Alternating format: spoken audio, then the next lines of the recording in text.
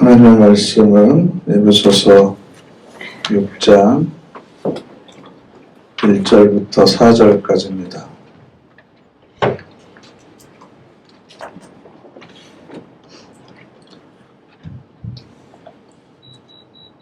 에베소서 6장 1절부터 4절까지 함께 읽겠습니다. 자녀 여러분, 여러분의 부모님께 주님 안에서 순종하십시오. 이것이 올바른 일이니까요. 너의 아버지와 어머니를 받들어 보셔라. 이것은 약속을 포함하고 있는 첫 번째 계명입니다. 그 약속은 내가 잘되고 땅 위에 오래 살 것이다 하는 것입니다. 아버지 여러분, 여러분의 자녀를 화나게 하지 마십시오. 오히려 그들을 주님의 방식으로 훈계도 하고 타이르기도 하면서 잘 키우십시오. 아멘. 오늘 우리가 읽은 1절부터 4절에는 자녀가 부모에게 어떤 태도를 보여야 되는지, 그리고 부모가 자녀에게 또 어떤 태도를 보여야 되는지 두 가지 내용이 나와 있는데요. 오늘 수요 성경 공부에 오신 분들 대부분은 부모님이 안 계신 분들이 많이 있기 때문에 첫 번째 말씀은 별로 이렇게 피부에 와닿지 않을 것 같고, 두 번째 자녀들에게 어떻게 우리가 대할 것인가, 자녀 교육에 관한 이야기를 함께 나눠보려고 그럽니다. 저도 목사지만, 그리고 자녀들이 2명이나 있지만 어떻게 자녀 교육을 해야 될지에 관해서 자신 있게 대답하기가 참 어렵습니다. 그리고 신앙적으로 훌륭한 아버지 혹은 부모의 모습을 보여왔다라고 이야기하기도 부끄러운 모습이 너무나 많이 있습니다. 그럼 어떻게 하는 것이 우리에게 남아있는 기간 동안 자녀들에게 훌륭한 영적인 유산을 물려줄 수 있을지, 이게 우리에게는 가장 중요한 문제죠. 그 첫 번째 원칙을 먼저 말하고 있는데요. 4절 말씀을 보시면 아버지 여러분, 여러분의 자녀를 화나게 하지 마십시오. 여러분의 자녀를 화나게 하지 마십시오. 그러니까 자식을 화나게 하지 말라는 것은 자녀들이 하기 싫은 것을 시키지 말고 그냥 하고 싶은 것만 하도록 놔둬라 라는 의미는 아니겠죠. 교육을 두 가지로 크게 구별을 하는데요. 하나는 미국식 교육이고 하나는 유럽을 대표하는 영국식 교육입니다. 가장 쉽게 구별을 하면 자녀들을 교육하는데 체벌을 하느냐 안 하느냐의 차이가 있습니다. 여러분들 자녀들 키우실 때 다 매 들고 때리고 교육하셨죠? 많이 때렸어요. 많이 때리셨죠? 나 말고. 그럼 여러분의 자녀들은 여러분의 손자들 키울 때 매일 때리던가요? 안 때리던가요? 안 때려요. 안 때리죠? 그럼 여러분들 세대와 여러분들 자녀 세대의 교육법이 지금 이미 바뀌고 있는 거죠. 그러니까 여러분 세대가 영국식 교육을 했다면 우리 자녀들은 지금 그 자식들에게, 손주들에게 미국식 교육을 하고 있는 거예요. 그래서 우리가 영화나 소설이나 만화 같은 걸 보면 영국식 교육은 교복을 입힙니다. 그리고 기숙사에서 살게 합니다. 그래서 올리버 트위스트가 쓴 글들을 보면 기숙사 사감이나 교장이 굉장히 엄격한 사람으로 등장을 합니다. 그런데 미국식 교육은 풀어놓는 교육입니다. 그래서 우리가 영화를 보면 알겠지만 가끔 학교에서도 총기 난사 사건 같은 것들이 막 벌어지잖아요. 고등학교에서. 그래서 굉장히 학교가 질서가 없습니다. 권위도 없고 폭력적이고 무절제하고, 그래서 사실은 학교를 보내는 것 자체를 걱정해야 되는 나라가 되어버렸습니다. 미국이 왜 그렇게 됐는지에 대한 여러 가지 진단들이 있는데 1960년대에 케네디가 대통령이 되면서 학교에서 채플 시간, 즉 예배 시간을 자율에 맡겨버렸습니다. 그리고 성경 공부 시간을 빼버렸습니다. 그러면서부터 학교 내에서 질서가 문란해지기 시작했습니다. 왜냐하면 이걸 우리가 역사적으로 좀 추적을 해봐야 되는데, 미국 사람들은 전부 다 유럽에서 미국으로, 북아메리카로 이민 간 사람들이잖아요. 그러니까 영국은 빅토리아 왕조 시대부터 굉장히 엄격했습니다. 여러분 혹시 소공녀라는 책 보신 거 기억나나요? 손주들도 그걸 볼 텐데 또 캔디라고 하는 영화가 있습니다. 이 캔디라고 하는 만화를 보면 그 학교의 수녀가 그레이라고 하는 이름의 수녀인데 굉장히 엄격하고 쌀쌀맞은 사람으로 되어 있습니다. 그래서 중세 시대에 혹은 그 이후에 유럽의 교육은 굉장히 냉혹하고 권위주의적이었고 융통성이 없는 경직된 모습으로 나타났습니다. 이게 이제 사회 전반적인 현상이 되다 보니까 신부교, 즉 종교개혁 이후에 가톨릭과 개신교의 갈등이 생기고 또 그것을 받아들이느냐 받아들이지 못하느냐, 그래서 결국은 저항했던 사람들이 살 수가 없으니까 메이플라워를 타고 미국으로 건너간 거잖아요. 그러니까 종교의 자유를 위해서 탈출한 사람들이 미국 사람들인데 종교 문제뿐만 아니라 모든 것에 있어서도 인간의 선택권과 자율권을 주기 시작을 했습니다. 그래서 교육을 받는 데 있어서도 학생들의 선택과 책임을 중요하게 생각을 했고, 연애하는 것도 마찬가지고 옷 입는 것, 먹는 것, 이 모든 문제에 있어서도 자율적이었습니다. 그런데 영국 사람들을 비롯한 유럽 사람들은 굉장히 예의나 이런 걸 중요하게 생각하거든요. 우리는 보통 식사하러 가면 입던 옷을 벗잖아요. 네, 입던 옷을 벗잖아요. 근데 영국 사람들은 식사를 하려면 벗었던 옷도 입습니다. 왜냐하면 식사하는 자리가 서로에게 격식을 갖추고 예의 있는 자리이기 때문에 그렇습니다. 그런데 우리는 먹는 게 사는 데 있어서 굉장히 중요한 노동이기 때문에 팔 걷어붙이고 편하게 많이 먹어야지 이거 옷 입고 이렇게 할 수가 없는 거예요. 그래서 어쩌다 레스토랑 가면 스테이크 먹으려면 일단 포크가 2개 나오고 칼도 2개 나오고 스푼도 있고 막 이래서 복잡하잖아요. 이게 영국식이에요. 근데 미국에서는 포크 하나 가지고 뭔 짓을 해도 상관이 없습니다. 그냥 먹기만 하면 됩니다. 근데 우리나라도 그랬습니다. 1970년, 80년대까지 저도 교복 입고 다니고 학교에서 교련하고 그러고 나서 83년도인가 그때부터 교복 자율화, 두발 자율화가 고등학생들부터 실시가 됐어요. 그러다 보니까 이제 등치 큰 학생들, 좀 조숙한 학생들은 사복에다가 머리 기르고 다니면 이게 대학생인지 고등학생인지 청년인지 구별이 잘 안 됐습니다. 그리고 그때부터 굉장히 학교가 예전과는 다르게 좋게 얘기하면 자율적인 거고 안 좋게 얘기하면 권위가 많이 떨어져 버렸습니다. 그러다 보니까 그런 시대를 겪었던 부모들이 이제 자식들한테는 그냥 놔두자. 뭘 해도 괜찮아 이런 겁니다.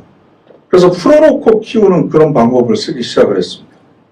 특히 이제 다자녀 가정이 아니기 때문에 저도 형제가 4명이지만 형제들이 여러 명 있으면 그 형제들 안에서 서로 규칙이 생기고 질서가 생기거든요.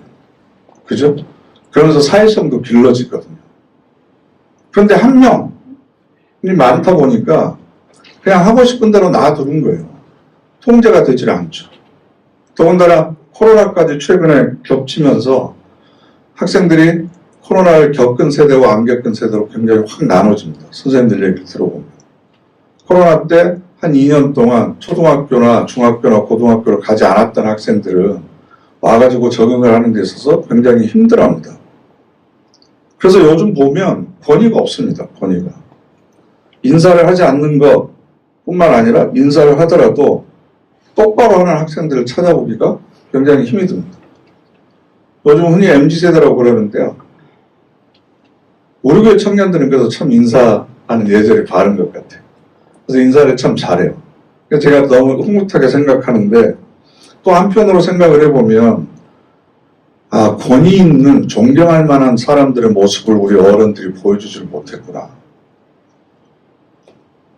권위라고 하는 것이 어떤 것인지를 자녀들에게 제대로 보여주지 못했기 때문에 권위를 존중하는 것이 어떤 것인지를 아이들이 배우지를 못했습니다. 그러니까 자녀 교육을 하는 데 있어서 가장 중요한 첫 번째 원리가 화를 나게 하지 말아야 된다. 그럼 그게 무슨 뜻이냐 그러면 우리가 훈계하고 타이를 때 감정적으로 대처하지 말라는 거예요. 내가 화가 나 있을 때 얘기하지 말라는 겁니다. 근데 그걸 진짜 저도 잘 못합니다. 그래서 자녀들한테 분풀이를 하거나 화를 내거나 해서 좀 이렇게 마음을 아프게 한 적이 굉장히 많이 있습니다. 그러니까 내가 화가 나더라도 내 감정을 충분히 억제한 후에 충고를 해야 되고 조언을 해야 되고 타이르고 그래야 되는데 그때 그 기분에 휩쓸려 버리는 거예요. 돌을 던진 사람은 개구리가 어떤 치명상을 입을지 잘 모르고 장난삼아 던지잖아요. 그때 기분에 따라서. 근데 우리가 무심코 내 감정에 너무나 충실한 나머지 자녀들에게 쏟아부었던 그 감정의 쓰레기들이 자녀들 가슴 속에는 상처가 되고 트라우마가 되고 이게 이렇게 남아있다는 생각을 한번 해보세요. 이게 바로 자녀들을 화나게 하지 말라는 거예요.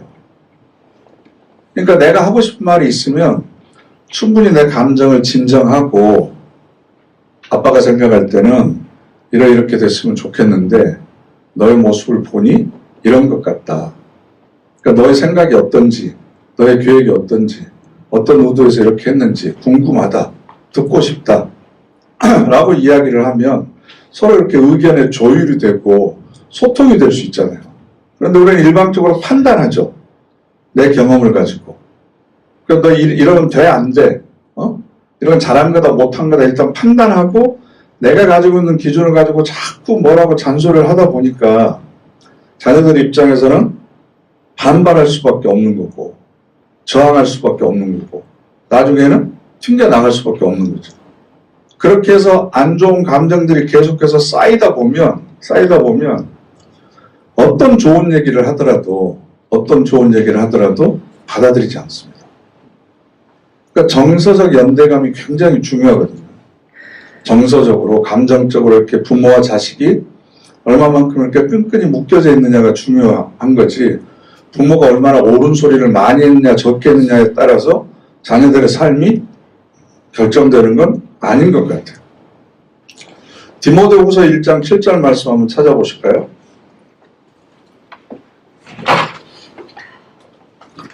디모데후서 1장 7절.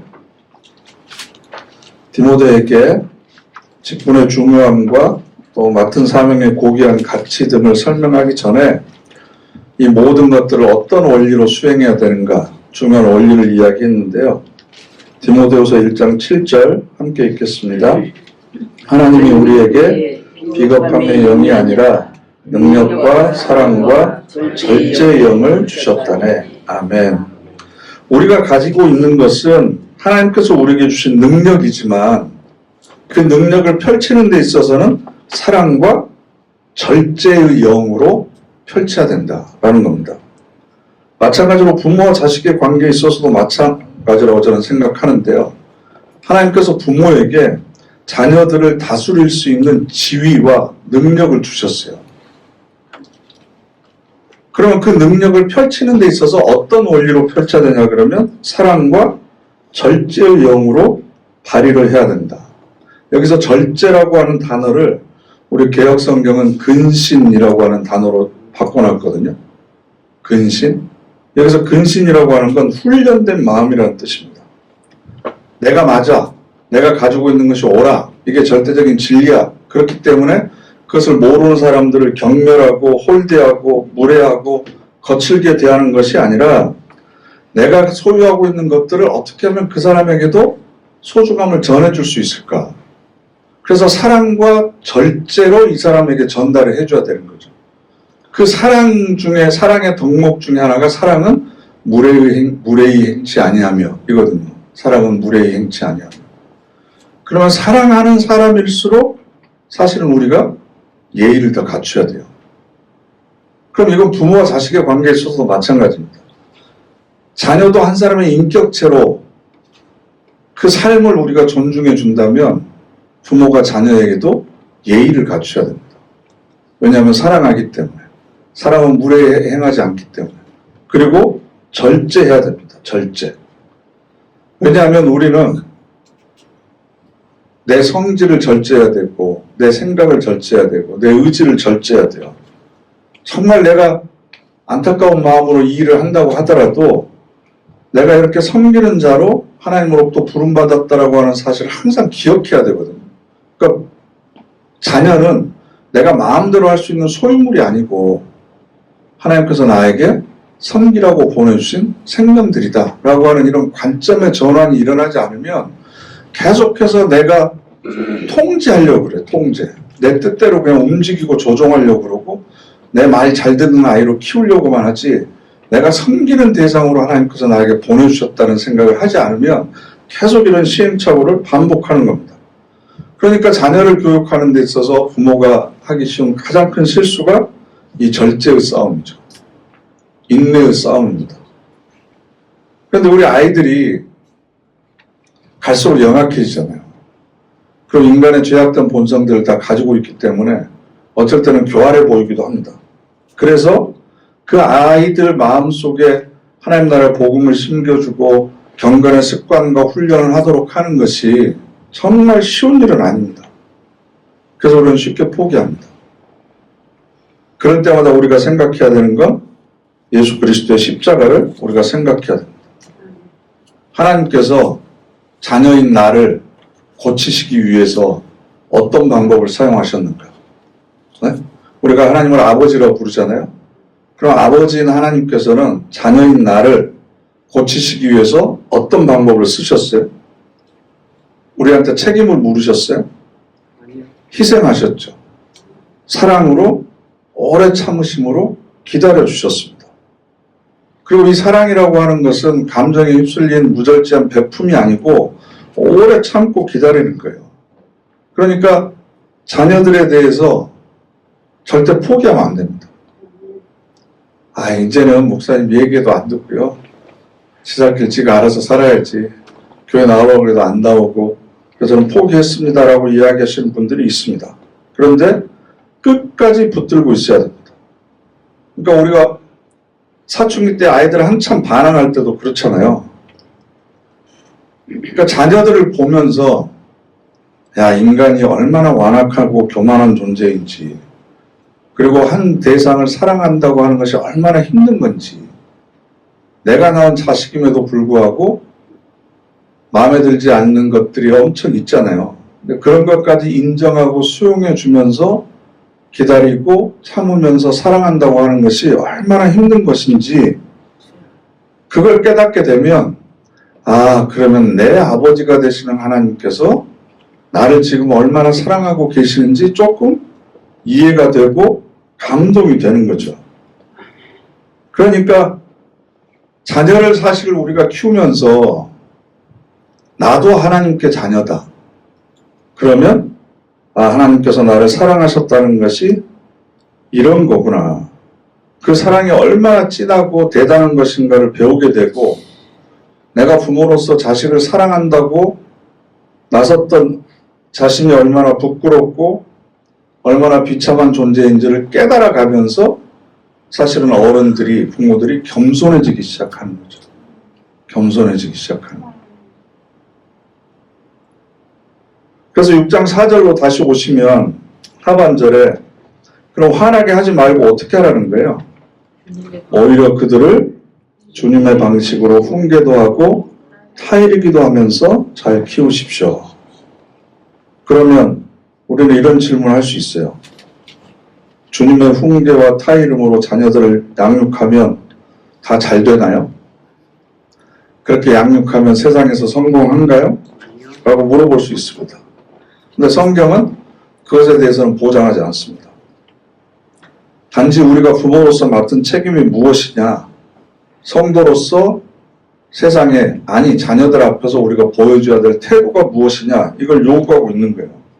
내가 신앙적으로 기도 열심히 하면서 주님의 가르침과 훈계와 타이름으로 열심히 모범을 보였음에도 불구하고 세상적인 기준에서 보면 자식 농사를 망칠 수 있습니다. 우리가 바르게 산다고 해서 항상 그 결과가 우리에게 성공으로 돌아오는 건 아니잖아요. 스데반이 그렇게 위대한 설교를 했는데 그 돌아온 결과는 뭐였습니까? 돌멩이 맞아서 그 자리에서 순교하고 죽는 것이었습니다. 내가 가장 하나님께서 보시기에 훌륭한 부모 노릇을 한다고 해서 우리 자녀도 그렇게 훌륭해질 것이다라고 성경은 약속하지 않습니다. 내가 그렇게 살아가는 것에 대해서 자녀들이 어떻게 받아들일지, 그리고 또 자녀들이 어떤 삶을 살아갈지는 그건 하나님께서 알아서 하시는 거지. 내가 이렇게 했으니까 하나님 이렇게 되게 해주세요 라고 하는 건 그건 올바른 사랑의 방법이 아니죠. 그것도 또한 하나님과 거래가 될 수 있습니다. 그러니까 내가 그렇게 신앙적으로 최선의 모습을 보여줬음에도 불구하고 자녀로부터 배반을 당할 때도 있고 슬픔을 경험할 때도 있습니다. 그래서 기독교에서는 순교라고 하는 단어가 붙어 다니는 거예요. 자녀 교육이나 부부관계나 한쪽의 일방적인 희생을 강요할 때가 있다는 겁니다. 그것이 나에게 원인이 있지 않다고 하더라도, 그리고 내가 그렇게 한 것에 대한 열매를 내가 못 얻는다고 하더라도 예수님께서 그렇게 돌아가셨던 것처럼 십자가에서 우리도 그렇게 희생하고 순교해야 되는 일들이 우리들 삶 가운데서도 여전히 있다는 거죠. 그걸 이제 생활 순교라고도 이야기를 합니다. 오래 참는 거, 절제하는 거, 인내하는 거, 사실은 그것도 내 성질을 죽이는 거죠. 나를 죽이는 거죠. 이게 바로 내 삶 속에서 내가 스스로를 죽이는 순교의 삶을 사는 겁니다. 그러나 내 자녀가 어떻게 되든지 상관없이 내가 주의 가르침과 훈계와 타이름으로 자녀들을 양육하는 것은 지난번에도 말씀드렸지만 하나님께서 나에게 맡겨주신 배역입니다. 세상 방법을 써서 내가 자식들을 출세시키는 것보다 성경적인 원리를 가지고 삶의 중요한 시기가 있을 때 조언을 해주고 또 내가 그런 삶을 살아가는 모습을 자식들에게 보여주는 거예요. 보여줘. 그렇게 살아가면 우리가 믿는 것은 하나님은 성도의 기도에 외면한 적이 없고 분명하게 응답하실 것이다. 응답하실 것이다. 기원 후 4세기에 어거스틴이라고 하는 사람이 있었는데요. 이 사람은 굉장히 똑똑했습니다. 18살 때 대학을 들어가고 20대 초반에 많은 학생들을 가르쳤는데 그 젊었을 때 시절이 굉장히 방탕했습니다.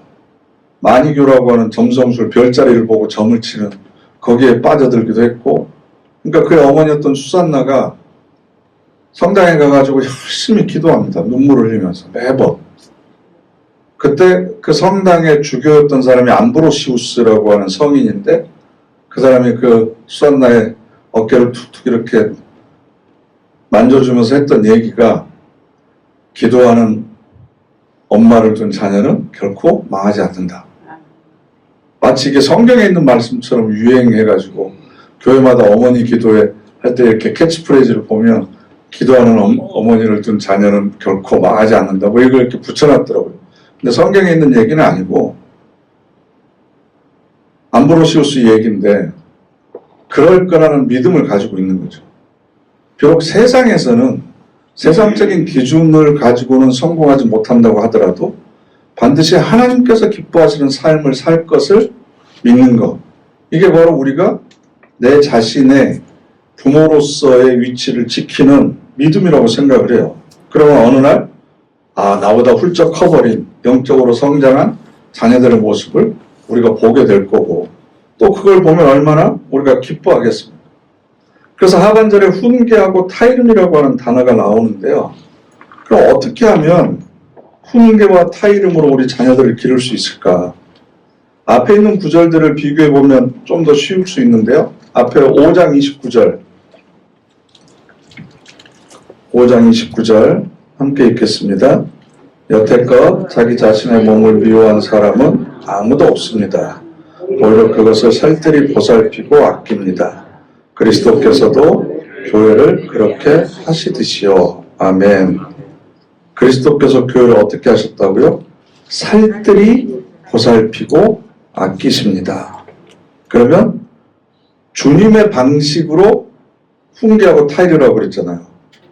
그러면 예수님께서 교회를 성숙시키시는 방법이 살뜰히 보살피고 아끼는 겁니다. 그럼 구체적으로 어떻게 살뜰히 보살피고 아끼셨는가? 26절과 27절 함께 읽겠습니다. 그렇게 하신 것은 교회를 말씀 안에서 물로 깨끗이 씻어 거룩하게 하시기 위해서였습니다. 몸소 교회를 자기 곁에 영광스럽게 세우시기 위해서였습니다. 교회의 점이나 주름이나 그와 같은 것이 없이 말입니다. 오히려 교회가 거룩하고 흠잡힐 데 없도록 하시기 위해서였습니다. 아멘. 여기서 교회는 저와 여러분 모든 성도들을 총칭해서 하는 얘기거든요. 그러니까 주를 믿는 모든 신자들을 어떻게 돌보시고 살뜰히 보살피고 아끼셨냐 그러면 필요에 따라서 예수님께서는 우리를 위해서 피를 흘리시고 고난을 받으시고 경멸을 당하시고 순환을 받으셨습니다. 그리고 우리에게 말씀, 복음을 주셨습니다.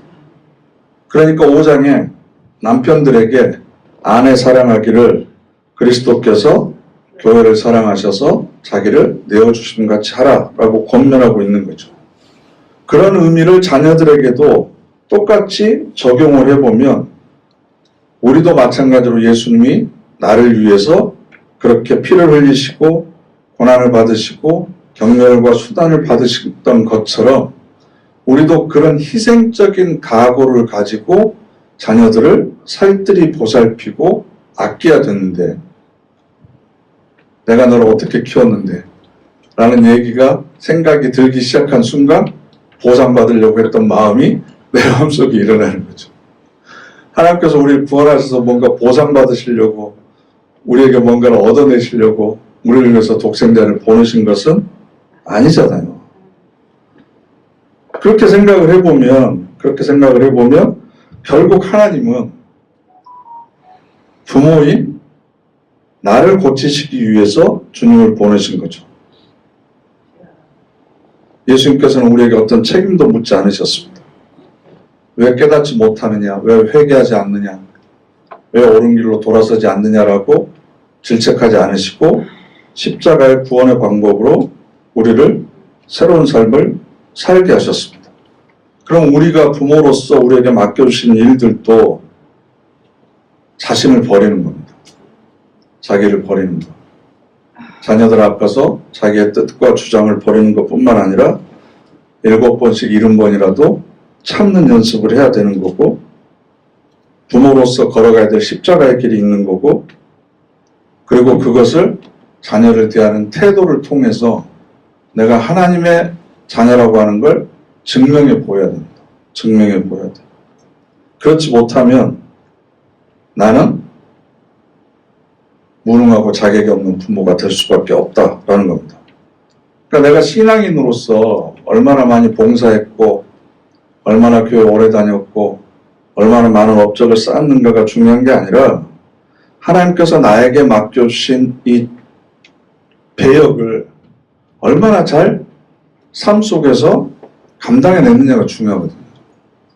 교회에서 목사로서 아니면 장로나 권사로서의 직분을 감당하는 것보다 가정에서 아버지로서 자녀로서 남편으로서 아내로서의 직분을 제대로 감당해내는 게 저는 훨씬 더 중요하고 의미 있는 일이라고 생각합니다. 이걸 실패해버리면 하나님 앞에서 우리가 할 얘기가 없는 거예요. 그러니까 하나님께서 우리에게 맡겨주신 정당하고 경건한 문제들에 대해서 나중에 하나님 앞에 가서 우리가 할 얘기가 있어야 되는 거죠. 하나님께서 우리에게 이런 직분을 부모라고 하는 아버지나 어머니라고 하는 직분을 맡겨주신 것은 그 일을 하는데 필요한 기술을 습득하라고 맡겨주신 것도 아니고 그러니까 제가 아직도 기억이 나는데 초등학교 3학년 때인가 우리 아이가 그 반에서 그 아이들이 시도 쓰고 뭐도 쓰고 해가지고 문집을 만든다고.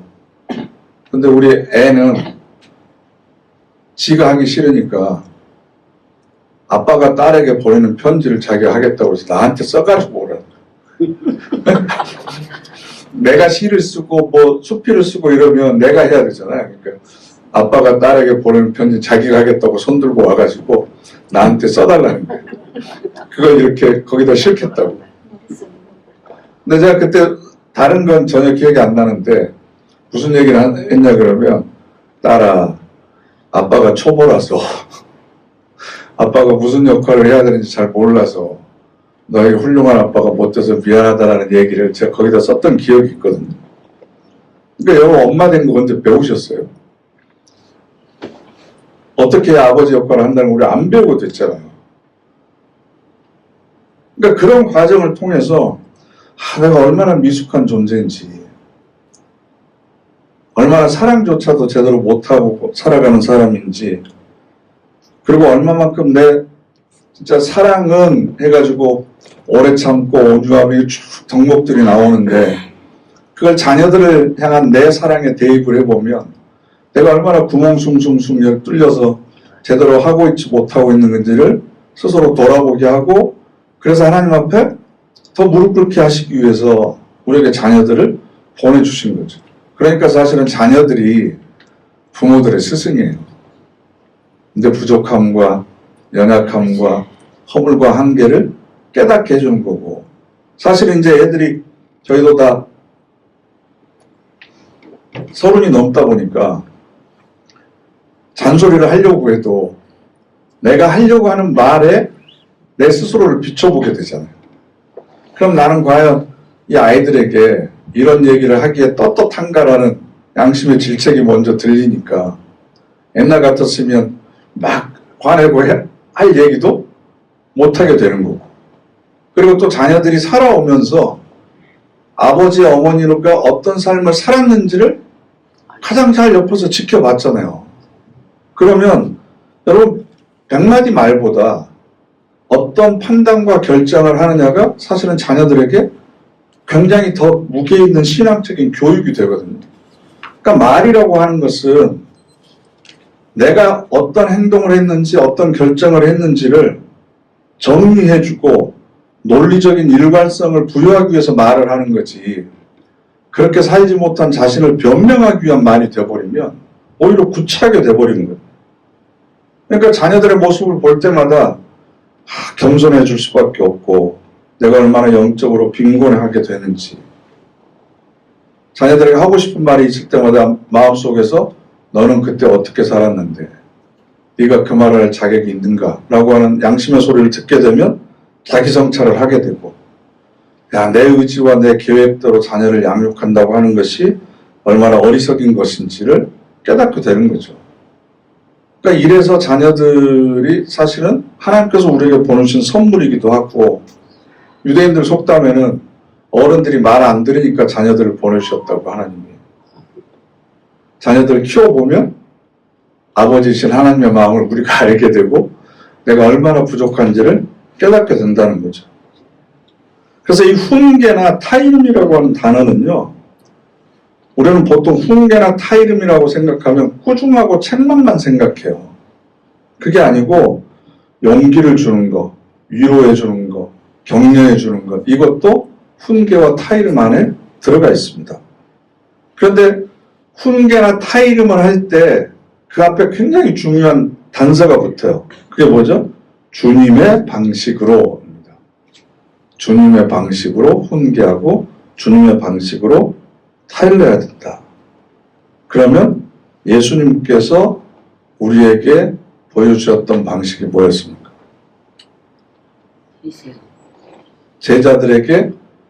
제자들에게 훈계하고 타이를 때 자주 사용하셨던 방법이 본을 보이는 겁니다. 본을 보이는 거. 본을 보이는 거. 웃옷을 벗고 제자들의 발을 하나씩 씻어주는 원수까지 사랑하고 핍박하는 자를 위해서 기도하라고 말씀만 하신 게 아니고 십자가에서 그 모습을 보여주셨고 하늘에 계신 하나님은 악한 사람이나 선한 사람이나 똑같이 해와 비를 내려주신다라고 했으면 말만 하신 게 아니라 친히 죄인에게도 찾아가시고 악한 사람, 연약한 사람도 끌어안으시고 그래서 하나님의 온전하신 사랑이 뭔지를 삶으로 보여주신 거죠. 그러니까 주님의 방식으로 훈계하고 타이르라고 하는 이야기는 예수님께서 삶으로 복음을 증거하셨듯이 그러니까 왜 기독교 복음이 이렇게 영향력이 있을 수밖에 없냐 그러면요. 여러분 8만 대장경부터 시작해서 불교의 경전들 모아놓으면요. 엄청나요. 그리고 탈무드만 하더라도요. 유대교의 제2의 경전이라고 하는 탈무드만 하더라도 그 분량이 엄청납니다. 그런데 성경은 고작 이것밖에 안 돼요. 사복음서는 더 작잖아요. 그 진리의 내용이 사실은 굉장히 다른 종교에 비해서 간단해요. 별로 없어요. 근데도 이렇게 기독교가 인류 역사에 많은 영향력을 끼치는 이유가 뭐예요? 예수님께서 자기 말한 대로 사셨기 때문에 그래요. 말한 대로 사셨기 때문에. 말씀이 육신이 되어서 우리 가운데 오셔서 본인이 말씀하셨던 것을 스스로 살아냈거든요. 그러니까 그 말씀이 분량이 적냐 막냐가 중요한 게 아니고 많은 사람들에게 영향력을 미치는 이유가 그거거든요. 그러면 주님의 방식으로 자녀들을 훈계하고 타일을 하는 얘기는 뭐겠어요? 본을 보이라는 거죠. 본을 보이라. 세상 사람들은 나에게 이익이 되는 거, 내가 편한 거, 아니면 사람들한테 인정받고 칭찬받는 자리에 가는 거, 이것들을 기준으로 해서 판단하지만, 야, 우리 부모님들 보면 이익이 되더라도 하나님께서 기뻐하시지 않는 거면 포기할 줄도 아시더라. 때로는 불편하고 힘든 일이지만 다른 사람들을 위한 일이라고 하면 기꺼이 하시는 분이시더라. 자기 몸이 힘들고 편하고 내 것을 내어놓아야 되고 사람들이 알아주지도 못하지만 하나님께서 기뻐하시는 것이라면 기꺼이 하실 수 있는 분들이더라. 이런 걸 삶을 통해서 옆에서 지켜보고 배우면 그게 자기들의 가치관이 되는 거고 그게 자기도 모르게 따라서 나오는 거거든요. 삶을 통해서. 그런데 우리가 그런 삶을 살지 않으면 자녀들이 우리가 아무리 신앙적으로 위대한 말, 좋은 말을 한다고 하더라도 우리 말에 감동을 받지 않죠. 그러다 보니까 점점점 사실은 멀어져 가고 있는 거예요. 그래서 저는 교회가 신앙의 대물림이 돼야 되는 교회가 정말 건전하고 건강한 교회거든요. 그러면 굳이 말하지 않아도 저도 뭐 결점이 왜 없겠어요. 그런데 부모들의 신앙을 자녀들이 따라만 가준다는 것만으로도 사실은 부모들의 삶이 일단은 인정받았다는 거고 또 그것이 계속해서 후손들에게 물려가야 되는 거죠. 그러니까 신앙적인 문제가 해결되지 않는 한 자녀들에 대해서 여러분들이 관심의 끈을 놓으면 안 됩니다. 하나님 우리 아이들이 하나님 품으로 돌아오기 전까지 제가 눈을 감을 수 없습니다. 제 영혼을 거두어 가시려거든. 우리 애들부터 하나님 품으로 돌아오도록 하시고 내가 세상에 있는 동안에 꼭 자녀들이 주님의 길을 걸어가는 것을 내가 보고 싶습니다. 그런데 과연 지금 부모들의 기도의 제목은 어디 있는지 밥벌이에도 관심이 있고 세상적인 성공이나 편하고 안락한 삶에 관심을 두고 기도를 하고 있는지 아니면 자녀들의 영적인 결핍과 그 빈곤에 대해서 얼마만큼 눈물을 쏟으면서 기도하고 있는지. 그래서 우리가 그렇게 사실은 자녀들에 대해서 안타까워하고 사랑하는 마음으로 기도하면서 세월이 흘러가는 것 자체가 단순히 흰머리만 늘어가고 허리만 굽어지는 세월이 아니라 하나님을 아는 것에 더 깊어지고 내가 자녀를 위해서 사랑하기도 힘든데 하나님은 이런 나를 지금까지도 포기하지 않고 그렇게 사랑해 주시는구나. 그 마음, 그 사랑의 마음을 깊이 체험하고 그래서 자녀를 사랑하는 그 과정을 통해서 우리가 하나님 아버지를 더욱더 닮아가는 그런 자랑스러운 부모가 되시기를 간절히 바랍니다. 아멘.